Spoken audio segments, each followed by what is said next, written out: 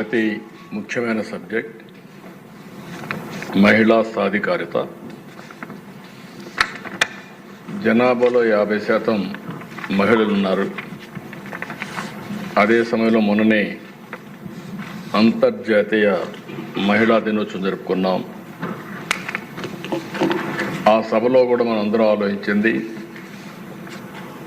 స్వాతంత్రం వచ్చి ఇన్ని సంవత్సరాలైనా ప్రపంచం మొత్తం నాగరికత వైపు పయనిస్తున్నప్పటికీ కూడా ఇంకా జెండర్ ఈక్విటీ రాలేదు. ఎక్కడికక్కడ మహిళల పట్ల వివక్ష చూపేయడం ఇవన్నీ జరుగుతున్నాయి. ఈరోజు కేంద్రంలో ఉండే నరేంద్ర మోడీ గారి నాయకత్వంలో ఉండే ఎన్డీఏ కానీ, ఇక్కడ రాష్ట్రంలో ఉండే ఎన్డీఏ కానీ మన ఆడబిడ్డలు, తల్లుళ్ళు, చెల్లెళ్ళ గురించి ప్రత్యేక శ్రద్ధ పెడతాం. ఉమెన్ ఎంపవర్మెంట్ జరిగినప్పుడే సస్టైనబుల్ డెవలప్మెంట్ ఉంటుందనేది మా నమ్మకం. అందుకని అధ్యక్ష, ఈరోజు ఒకసారి హిస్టరీ కూడా చూసుకుంటే ఎన్టీ రామారావు గారు తెలుగుదేశం పార్టీ పెట్టినప్పటి నుంచి అదే మరిగా వారు అనేక సంక్షేమ కార్యక్రమాలకు ప్రత్యేకంగా ఉమెన్ ఎంపవర్మెంట్ కోసం దోహదం చేశారు. అందుకే మహిళా సాధికారత కోసం నిన్న, నేడు, రేపు ఎప్పుడు కూడా కమిటెడ్గా పనిచేస్తామని ఈ సభ సాక్షిగా తల్లిదండ్రులకు తెలియజేస్తున్నా, మహిళలకు తెలియజేస్తున్నారు. అందుకని ఆ దిశ ఒకసారి చూసినప్పుడు ఏ కార్యక్రమం ప్రవేశపెట్టినా అది ఒక సంక్షేమం కావచ్చు, ఒక అభివృద్ధి కావచ్చు, లేకపోతే ఒక ఎంపవర్మెంట్ కావచ్చు, ఏది చేసినా అందులో ప్రత్యేకంగా మహిళలను దృష్టిలో పెట్టుకొని చేశాం. మహిళల్ని సాధికారం చేయడంలో ముందుకు పోయాం.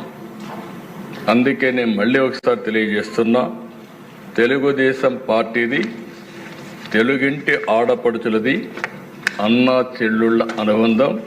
ఇది 40 సంవత్సరాలుగా ఉంది. ఇది శాశ్వతంగా ఉంటుందని చెప్పడానికి గర్వపడుతున్నానని చెప్పి కూడా నేను మీకు తెలియజేస్తున్నాను. దశ మాటల్లో చెప్పడం కాదు, చేష్టల్లో చేసి చూపించాల్సిన అవసరం ఉంది. తెలుగుదేశం పార్టీ సిద్ధాంతం జెండర్ ఈక్విటీ ద్వారా, ఆడవారికి సమాన హక్కులు కల్పించడం ద్వారా వారిని ఆర్థికంగా, రాజకీయంగా, సామాజికంగా పైకి తేవాల్సిన బాధ్యత మనందరిపైన ఉంది. ఇప్పటికి కూడా మనం వివక్ష చూపిస్తూనే ఉన్నాం. ఎవరైనా మహిళలను చూస్తే మనకందరికి కూడా ఒక చిన్న చూపు, మీకేం తెలీదు, మీరుండండి అనే విధంగా మాట్లాడుతున్నాం. రెండో విషయం మీరు చూస్తే అధ్యక్ష, చిన్నప్పుడు పడతారు, పెద్ద అయిన తర్వాత భర్తలపైన ఆధారపడతారు, మళ్ళీ ముసలి వాళ్ళైతే పిల్లలపైన ఆధారపడతారు. కానీ ఎప్పుడు కూడా వివక్ష చూపిస్తూనే ఉంటారు. అందుకే ఈరోజు గర్వంగా చెప్పగలుగుతున్నా, మహిళా సాధికారత ప్రారంభమైంది తెలుగుదేశం పార్టీతోనే ప్రారంభమైందని చెప్పి కూడా గర్వంగా చెప్పగలుగుతున్నా. 86లో అధ్యక్ష మహిళలకు ఆస్తిలో సమాన హక్కు ఇచ్చాడు ఎన్టీ రామారావు గారు.